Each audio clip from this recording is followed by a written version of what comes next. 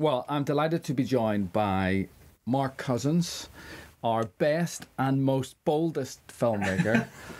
Most boldest. Whose epic, award-winning, 15-hour The Story of Film is the greatest documentary of the 21st century.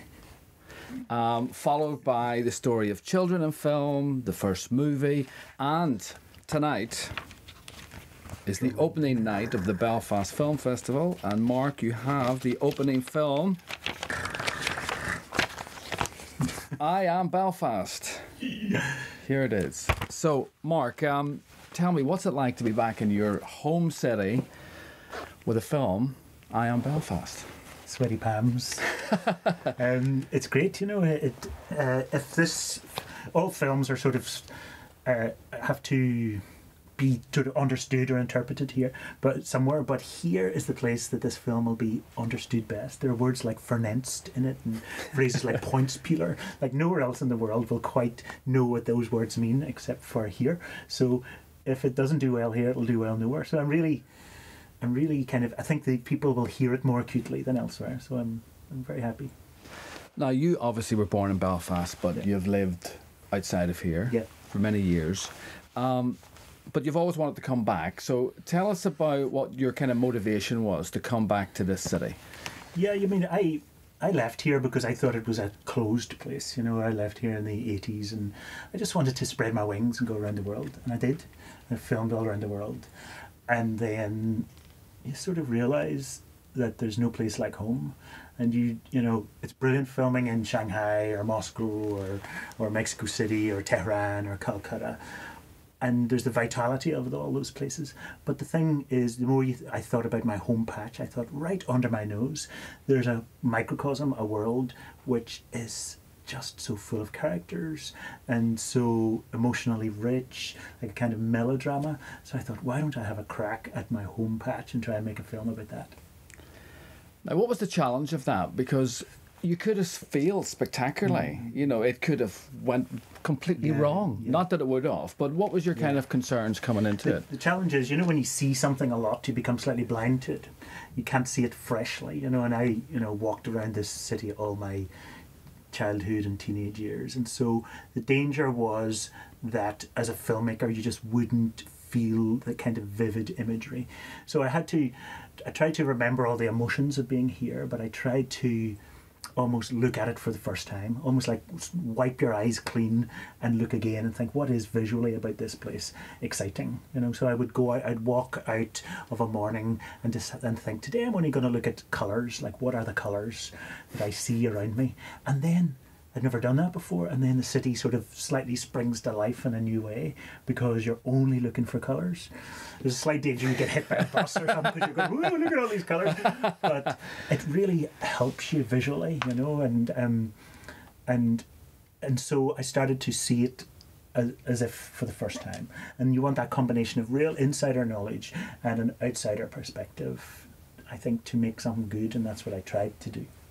Now, walking the streets, because I know when you were making this film, you did a lot of walking. Yeah. What kind of surprised you when you were out on the streets? Like, what did you come across which really kind of startled you? You never know what you're looking for, but startled is the word. You're looking for something that you haven't seen before.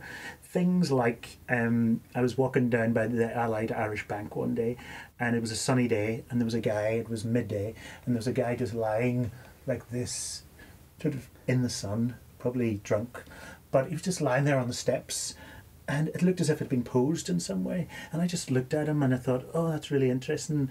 And then people were constantly stopping to see if he was okay, nudging him. You know, you'll get sunburnt in the sun. And in some cities in the world, in a lot of cities of the world, people would have just walked past.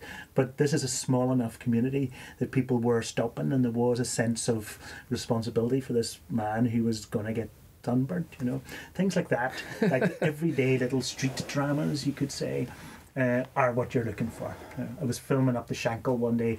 There's a mural up the Shankill that's sort of like a dream mural. It's got the Titanic in it, it's got Samson and Goliath in it, and it's got the Giant's Causeway all in one image. And I was filming it, and then a guy the mural's blue, and then an old gentleman in the same colour of a blue suit walked by, stood and then stopped, and just stood there and slightly turned.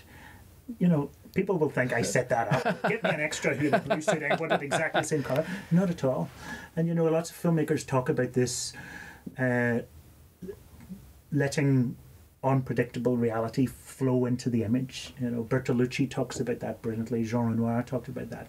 And if you're patient, if you film enough, if you get up early and do the hours and walk every day, you see these unpredictable visual things, and they're great. Salt. Tell me about salt. You found salt in the city of Belfast. Well, I was walking down by the docks one day. It was a lovely sunny day, and I glimpsed a big white hill. It looked like an iceberg.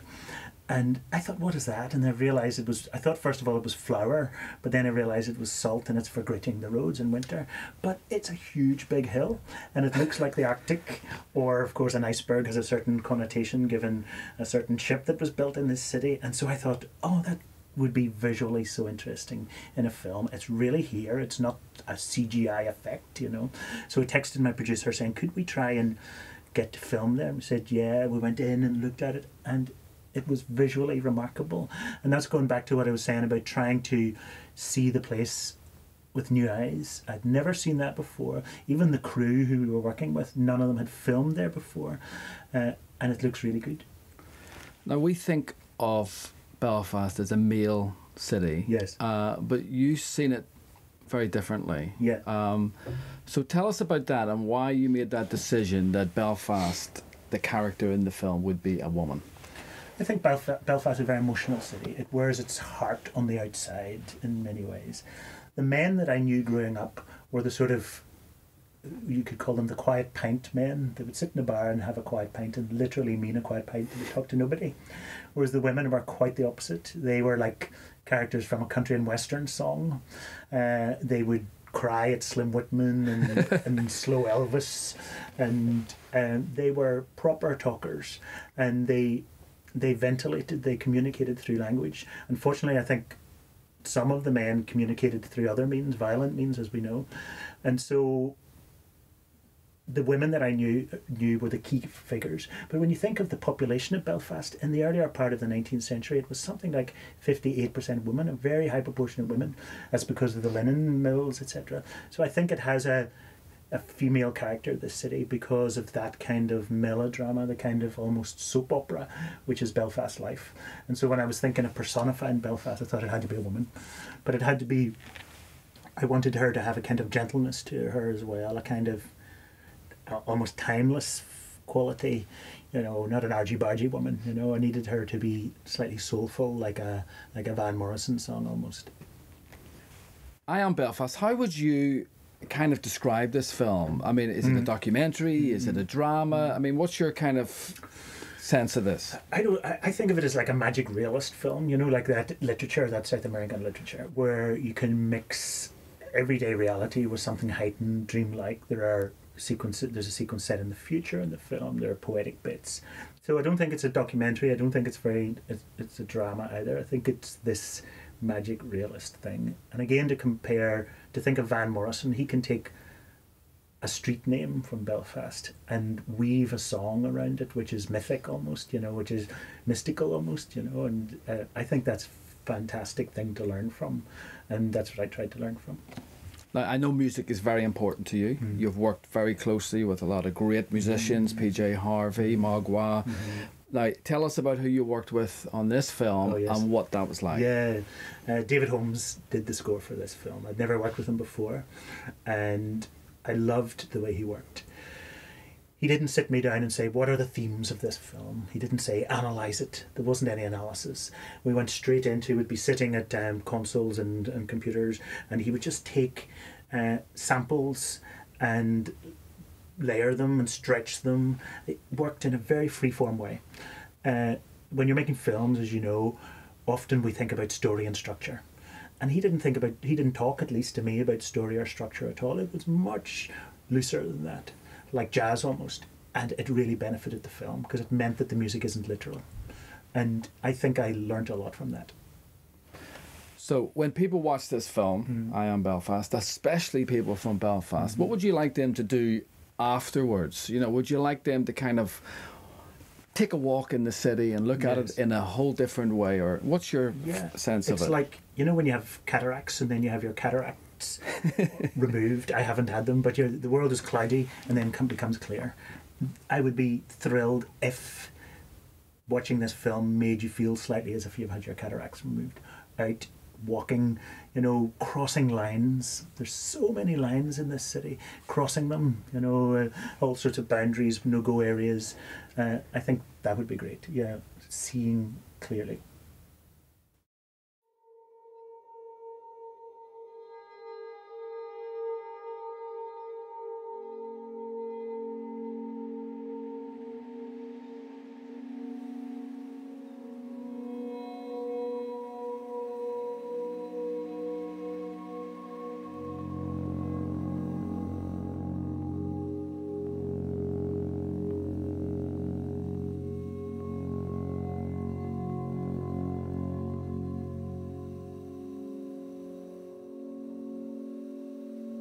Where's this?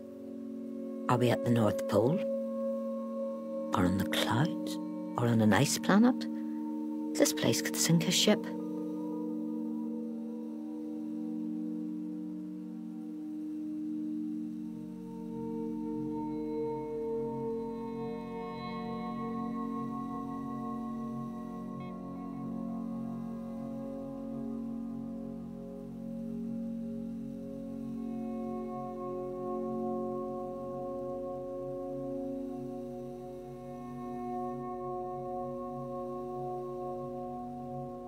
But do you recognise that chimney stack?